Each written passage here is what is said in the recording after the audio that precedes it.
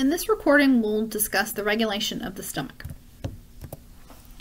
We are going to control gastric secretions by using your vagus nerve, as well as the local nerve reflexes that we've mentioned, like your enteric nervous system, and the hormone gastrin that we've previously mentioned. There are 3 phases to secretion regulation. We've got the cephalic, the gastric, and the intestinal phases.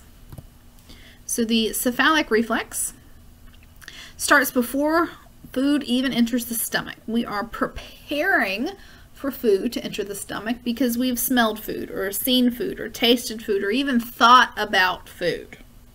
Y'all, even just thinking about food, your stomach's like, ooh, better get prepared just in case. Okay. We are going to use the vagus nerve to stimulate the stomach glands. We know that this is a parasympathetic pathway.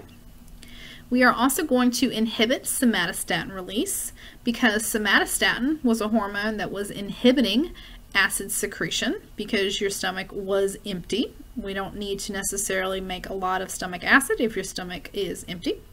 So by inhibiting somatostatin, we can start to increase stomach acid production. If you suffer from depression or just a lack of an appetite, this reflex will be suppressed. All right, and you can see our pathway, vagus nerve, releasing gastrin, and even directly stimulating parietal cells. Now, your gastric phase, okay? When food enters the stomach, we're going to start your gastric phase. The stomach has stretch receptors, so as we put food into the stomach, the stretch receptors are activated and they initiate this reflex. This is going to increase gastric juice production, okay? Depending on what kinds of foods you are putting into your stomach, but if you put alkaline foods, if you put a lot of proteins or caffeine or something into your stomach, this also causes gastrin production, okay, which triggers parietal cells to produce even more hydrochloric acid. We're going to do this in a negative feedback loop, okay, until we achieve our pH of 2, okay. Once we achieve our pH of 2, then we switch over to a negative feedback loop. Okay. If we go too low, then that triggers somatostatin release, which will block acid secretion. There's really no reason to go super below 2. Okay. Again, don't forget that gastrin also activates the conversion of pepsinogen into pepsin because of the hydrochloric acid release. This pepsin will help break down the proteins that we put in the stomach. Okay, so everybody's kind of working together here. And again, we can see direct stimulation from your vagus nerve. We've got the gastrin being released here as well. And then the partially digested proteins, we're going to do a positive feedback loop until we get to that pH that we want, and then we'll kick over to a negative feedback loop. All right, intestinal phase, or your enterogastric reflex phase. Okay. The remaining 10% of acid secretion happens here. Okay. After that, it will inhibit further acid secretion. Okay. The presence of partially digested proteins in the fluid that's coming into the duodenum triggers G cells in the intestines themselves to release intestinal gastrin. Okay. This stimulates hydrogen ion secretion or acid secretion from the parietal cells very briefly. Okay. Emptying of the stomach slows stomach activity and reduces stomach secretions by inhibiting the vagus nerve because you are starting to empty out your stomach, so there's no need to continue to produce these secretions at the level that you were. The pyloric sphincter will tighten and prevent more food from entering into the small intestine, which also inhibits stomach activity. You do not just in one fell swoop put all of the contents of your stomach directly into your duodenum. It is a very controlled process. You move little bits of food and juice at one time. Okay, you do it over and over and over until your stomach is completely empty. You have 2 more hormones or substances. You've got gastrin inhibitory peptide from your small intestine, which inhibits stomach activity, And you have cholecystokinin from your duodenum that also slows stomach activity. Okay, so we've got a couple of different players that help slow this process down. You basically don't want to go so fast that you don't adequately digest your food.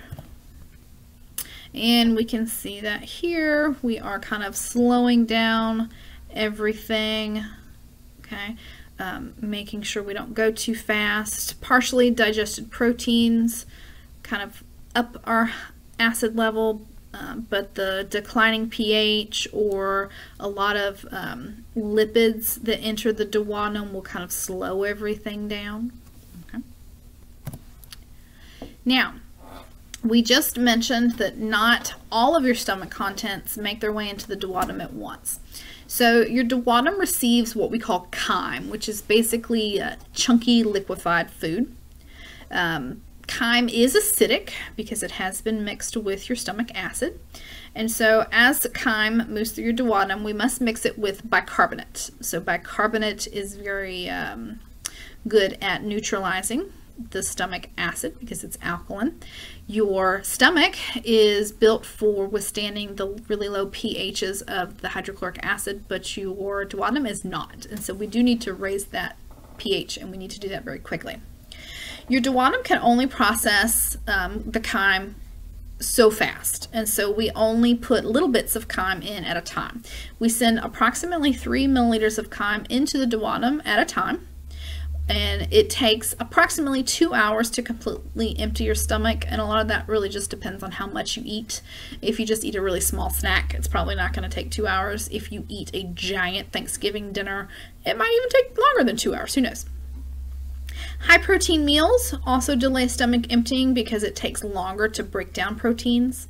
High fat meals slow down gastric emptying because of the release of cholecystokinin, the CCK. Okay, so it also takes a little bit longer to break down the fats. So this is what it looks like. We were churning the food, and then whoop, we drop 3 mils into the duodenum. And so we go back to churning, and then whoop, we drop 3 more mils of chyme. And we just do this until the stomach's completely empty. Now, things can go wrong. You might suffer from gastritis, which is the inflammation of the mucosa.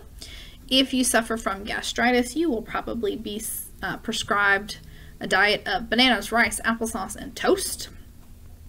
On the short term, that might not be so bad. If you suffer from chronic gastritis, then your brat diet will probably get really old really fast. But you also don't want to upset tummy, so you gotta do what you gotta do. Now, gastric ulcers occur when you have damaged the tissue of the stomach due to excessive acid production. This is usually caused by a bacteria. Actually, H. pylori causes an increase in production. And then vomiting. All right, so everybody's familiar with vomiting. All right, this actually leads to a loss of hydrochloric acid because you are throwing it up, which can lead to metabolic alkalosis. Okay, so so besides the fact that just nobody likes vomiting, okay, you already know that an acidosis or an alkalosis, we know that this is bad. Okay, if you are having a problem with your digestive system, so if you're suffering from a metabolic alkalosis, we have ways to kind of fix that because we know that alkalosis and acidosis, they're bad. If the problem is with your metabolism, okay, with your digestive tract, something like that, then we have a completely different body system that's going to help us fix the problem, and that's actually going to be your respiratory center. Ooh, so your lungs are going to help us fix our metabolic alkalosis. We're going to come back to that idea. Put that in the back of your head. Metabolic alkalosis, who's going to fix it? It's going to be your respiratory system. All right, just another quick word about vomiting. Normally, you know that food goes from your stomach into the duodenum. Sometimes it goes backwards. That's what we call vomiting. Science calls it emesis. The smooth muscle of the stomach and the small intestine are going to relax. The skeletal muscles of your abdomen and your diaphragm are going to contract. And when these two things happen together, your intra-abdominal pressure goes up. While that's happening, your upper and lower esophageal sphincters are relaxing. Okay. Your soft palate closes off your nasopharynx.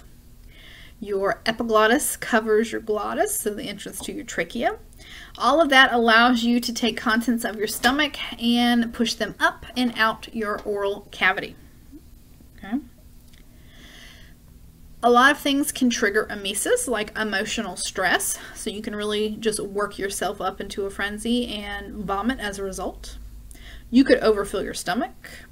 You could have put too much alcohol or certain drugs, okay, so you could have irritated your stomach, or certain viral and bacterial infections can lead to vomiting as well.